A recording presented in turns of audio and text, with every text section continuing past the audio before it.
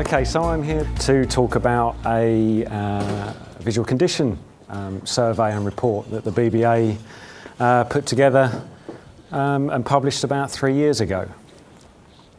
My report today is really just about an overview of that service life report.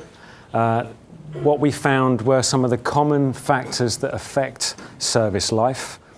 I'll get into service life as well, and that mix of things that you need to actually have a reasonable service life. I'll also do something that gets talked about a lot, and that's these differences between the generic types and whether one can perform better than the other. Now, I'm not going to break it down into all the generic types, but I am going to just give you an overview of a broad cut and split between the cold and the hot. And by that I mean thermoset and thermoplastic. So that's really the objective for the slide. I will start off just first of all with this service life mix. But these are some of the things that if you want a high friction with a pretty good service life, these are the kinds of things that you're going to want to have in that mix. We actually took the bull by the horns very early on. In fact, 20 years ago when we first published a certificate for high friction, we said at least 5 years.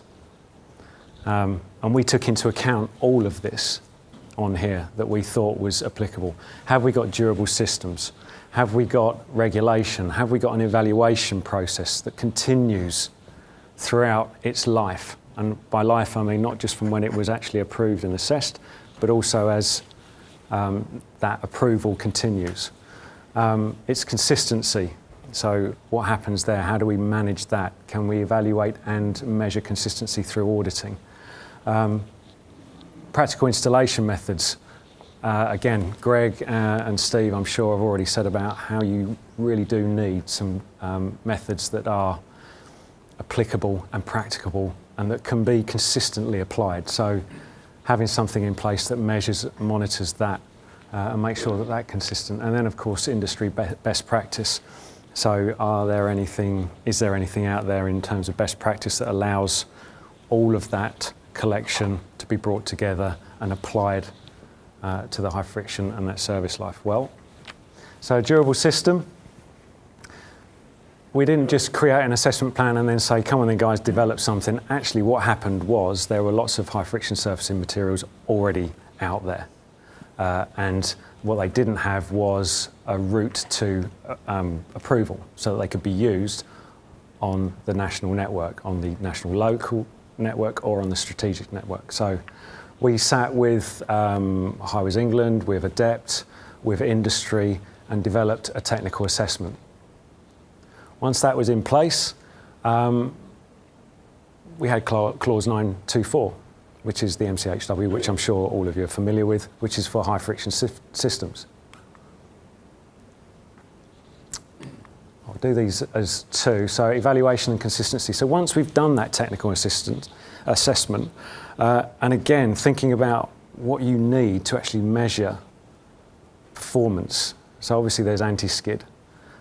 Wear machine we use, which does a simulation of a number of commercial vehicles per lane per day. And it simulates so many thousand, you can actually gauge from that, to a certain extent, how many vehicles in real life and, of course, how long it might be down on the road. There's laboratory tests where we take samples and put them on slabs and we measure skid resistance using the pendulum. We also do a 2-year trial, which measures the performance at 6 monthly intervals over 2 years. Performance being skid resistance, texture depth, and its visual condition and wear characteristics as well. So it's lab and it's on-site, it's in situ. So the technical assessment does that. 924 says if you want to use it on the strategic road network, you must use something that's gone through that technical assessment.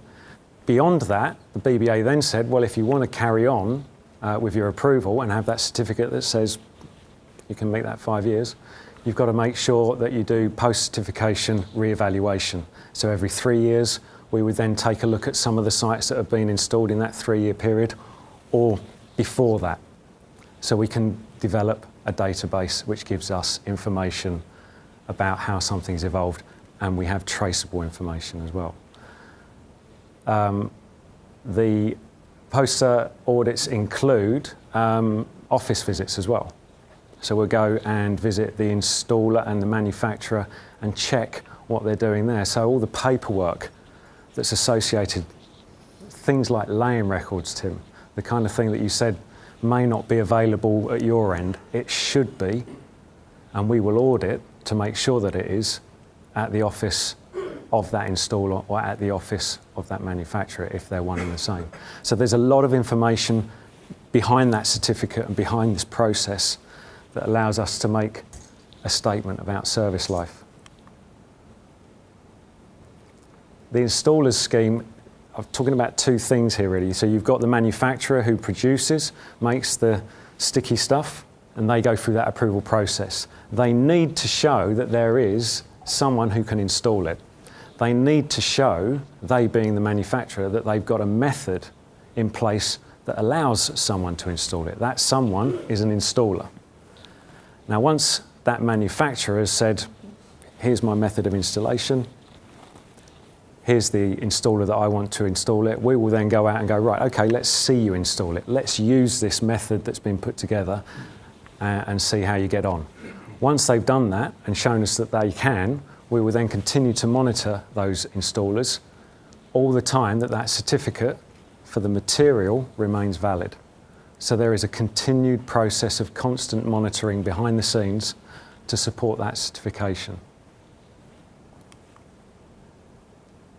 And then, of course, you have the likes of the RSTA and their members who have signed up to get involved with MVQ training, so that's all been set up. So even beyond what we do at BBA under the HAPAS scheme for high friction, where we go and monitor and audit installers, monitor and audit the manufacturers, you've also got NVQs, which are industry recognised qualifications for all those who are going out and doing this business, installing these products. So for that HFS service life, when we said 5 years in that first certificate, all of that was in place to move it forward, to give us the confidence. A few years ago, we understood from industry, we have a committee that gets together a couple of times a year, more so if there's any issues, to discuss how the certificate is working, how the assessment's working, deal with various issues, improvements, things that we can do to change and make this a much better, more robust scheme. And one of those meetings, it was, well, there is this perception that some sites aren't actually performing. So it was like, okay, what can we do? We explained, well, we already say 5 years. We've already got that service life mix covered. Is there anything else that we can do? And we agreed we would do actually quite a big survey, really bring in a lot of sites and information, because some of it was, as we've used this term, anecdotal. I know a site that did this, I know a site that failed here. There was never enough supporting evidence to give us enough confidence to say, okay, maybe there is a problem here. I know TRL did one for thin surfacings, and we thought maybe we could do something very similar here. So the only organisation with access to loads of sites, actual sites that are related to BBA HAPAS was the BBA. So we said, okay, we'll do that. So over a couple of 2 years period, we collated all that information together, and we managed to put together 327 inspections on 285 sites. I'll just clarify that. That is where we were when we started doing this seminar, which was last year, I think. When the report was issued in 2015, we were on about 302 and about 272 sites. So we're adding to it, but not in the volumes that we were. But we gathered all of this from our 3-year reviews. Remember, back to the service life mix, all that information we gather from each of those assessed products. From the routine surveillance, so the surveillance associated with the approved installers, we were able and have access to the installer records. We have access to those 2-year trials, so we've been able to keep all of those records, and we brought them all together under one database. The sites themselves, that I'll show you a chart on shortly, 12 months and greater, up to about 12, 14 years. The one that we have just comes up to about 12 years. The sites are located throughout the UK. As I say, the audits are, well, the HFS scheme is for manufacturers across the UK. So you've got Scottish sites, Northern Irish sites, Welsh sites, English sites, all over the country. Random selection. We didn't go out and say, let's have a look at a load of bad sites, let's go out and have a look at a load of good sites. We just said, here's 400 or 500 sites. One of our inspectors is going to Scotland. Let's give him Scottish sites. And he can spend some time up there trying to find them and do the mark on them. And of course, because they're from our database, we know that the sites are traceable to BBA HAPAS, which is one of the key things, traceability. We didn't want to be looking at sites we didn't have any data on. So the observations were based on Appendix F of the HAPAS guideline. Again, that's available on our website if you want to have a look. The defect survey that we do and the marks associated with that. They were completed by BBA inspectors and project managers. Some of those also included panel inspectors because they extended 2 original assessments and follow-up assessments as well. There were 20 plus elements per site, so it wasn't just when it was installed, when we go and visit, what was the weather like. We've got the generic type, certificate holder, installer, location, address, substrate type, condition, at installation, site category, weather, colour. The list goes on. That was pretty epic trying to put all that together. So in terms of the generic groups, so the big 48 there in the amber coloured is basically the type 1 hot applied, and then you've got 2-3% at the top there. That's a type 2 and type 3 hot applied. There were some of those included in the survey. The rest are just split between the thermosets of the cold applied. And that split is pretty representative of what's going on out there. We do believe, and again, this is from industry as well, that you get a kind of slightly greater percentage of thermoplastic, and then the rest of the thermosets, as you can see, they split between there. So this was one of the slides that we used, and it's in the report. It gives you an idea of, again, because of service life being this thing, this is visual condition. If we were going to apply visual condition to service life, what would it be? So 7 at the top is excellent, 6 is good, 5 is moderate, 4 is acceptable, 3 is serviceable, 2 is poor, and 1 is bad. And as you can see, 4 being acceptable, we decided acceptable would be our line. Although some say maybe we should use serviceable, but we wanted to shift it up 1 to acceptable. Who would stand there and go, yeah, that's all right? So we shifted it up 1 to make sure that we captured only those. The line where the red line there represents thermoplastic, it cuts around the 8 years, and the thermosetting shifts up further, a lot higher, and that probably splits the line somewhere around 14 years, something like that. So at the BBA, and we have to sit on the fence a little bit on this, because we're looking at a scheme that was set up to bring in generic types. We didn't really want to split them out, but this for you guys is quite valuable, because if you're trying to make a decision as you move through your laying season, your season of maintenance, you've got to make some judgments as to what you want to use, and obviously that links in with budgets, etc. But of course at the top of the list is risk. So this is just another representation of that. This is marks awarded for all sites, generic types and ages. Now there's going to be a few bar charts like this, and these are in the report online. So then there's a lot more of these. So have a look and pick and choose ones that are maybe hopefully going to help with your perceptions. But everything, we're hoping that everything weighs this side. Excellent, good, moderate and acceptable. So this is all ages, all sites, all generic types. Out of all of those inspections that we did in those sites, 82% were above acceptable. And I'm not going to tell any of you if you've got experience of sites that were poor and like 2 years that it's a very small percentage, because that is what's happening on your network and what's happening to you. But we went out and did a random selection, just went around the country, and this is what we found. So we did find poor sites, we did find bad sites, we did find suspect ones, but the majority that we saw were actually in reasonable condition. So then we split it between the two, and again, they're all kind of to the left of that chart. What we have reported in our online report is that generally we find with thermoplastic, whatever the age, whatever how it looks, we tend to find that you get more good to moderates than you do good to excellence.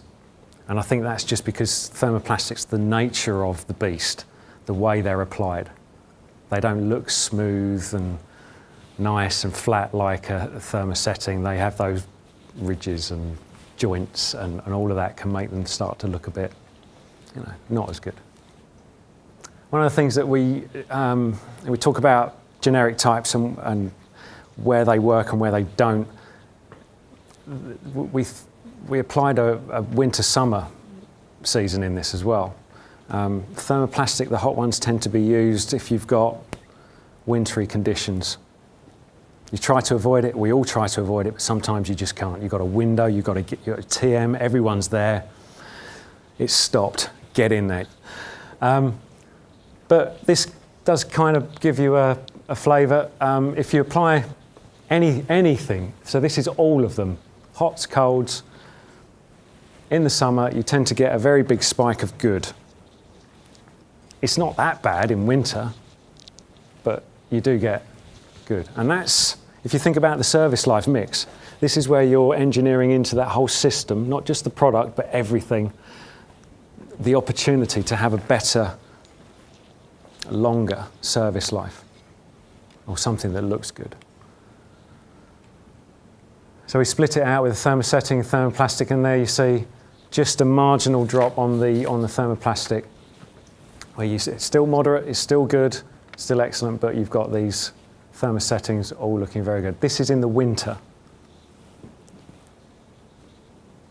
Thermosettings do get applied in the winter, but as I say, you get a good day, you get a good run of temperature, you get a dry period, and then you put it down. With thermoplastic, you can find a window in the weather and go, let's go for it. Maybe, so I hear.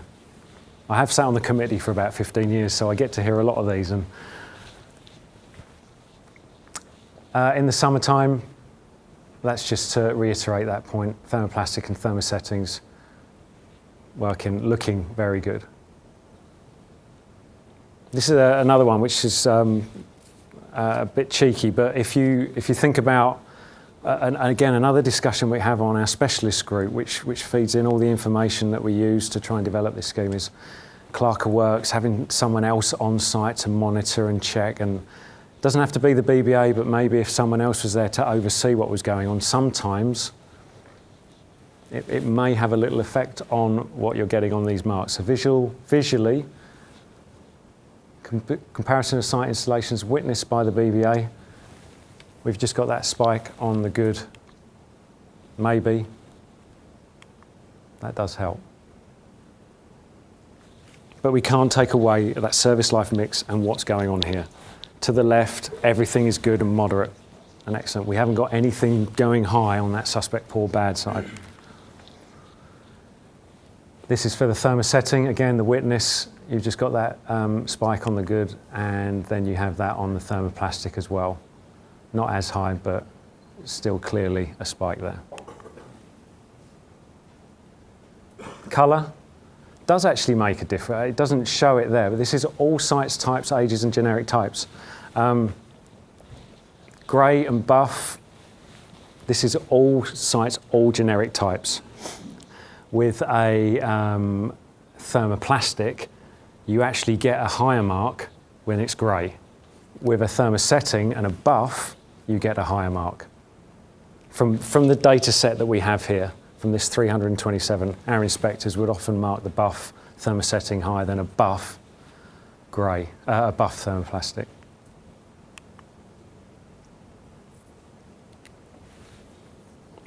that visual perception is going back to that is critical to this. It's very influential in how we're making our decisions. Defects identified, no surprises here really. I think we've mentioned cracking, some of this leads to delamination and loss of high friction material. Loss of high friction material includes fretting of mortar and loss of chippings. So we just bunched all that together because that really, once you're on site, sometimes it's all part of the same defect. And we split it out between thermoplastic and thermosetting. You've got loss of high friction material for both, and then cracking is just marginally higher on the thermosetting. This is just general observations. Again, all sites, all generic types, all ages, all marks. Substrate is by far the biggest influence on that visual condition and then that service life of that product.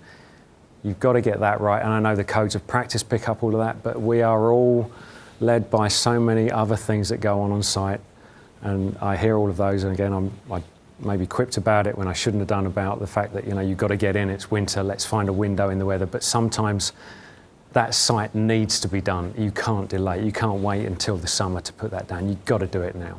That's just how it is, and that's some of the things that we face, but the service life mix, I think, gives us that position where we can do that.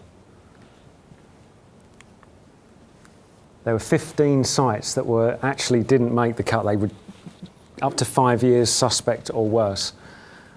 Installation in unfavourable conditions, complete structural failure of the pavement. We went out to the site and it was an observation that was made. There were cracks everywhere beyond the surf, the HFS. It was out into the other lane.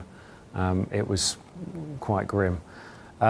Defects owing to post-installation work. That's not just your control loops, I think they're called, but reinstatements. You start cutting into these, you know, this is what happens, you know.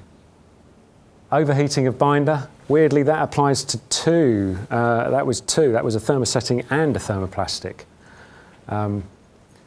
We had another where we were looking, we couldn't think, it was right at the top end of the installation temperature. We have in the method statement up to 35. And this was right at the top end of that temperature. The inspector made a note of it because he was there for the installation. We went back to look at that site at the 5-year point. I thought, well, it was inside. Oh, maybe we need to lower that temperature. And then he said, it is surface dressing. The only thing we weren't sure on that was how old the surface dressing was. But surface dressing is a very different beast to an asphalt. It's a very different beast to a hot rolled asphalt. Sorry, an asphalt concrete and a hot rolled asphalt. So a surface dressing may just still be a little bit more lively, and maybe that is why that site didn't quite make the cut. We've had a few where high friction was installed on old high friction, and then we had one where the use was, we saw weird track marks in it, and then my inspector said there was an RAF or an army barracks not far from there, and they might be tracking around on this. I don't know, but they were very weird looking track marks. We thought we'd take another look at that graph and take out all the things that we thought were, you know, it's the kind of thing that you just, a little bit of overheating binder, the substrate issues, the use where there was tracked vehicles. Take all of that out and then redo that graph. And as you can see, everything's shifted up. It wiped out over 40% though of the sites, because there are all these other little things that were affecting it. It wasn't down to the material, it wasn't down to the installer, it wasn't down to anything specifically, it was down to all those other things, substrate, cracking, pavement failure, all of those. And it just started to creep back up, but of course your data set went, which was quite frustrating.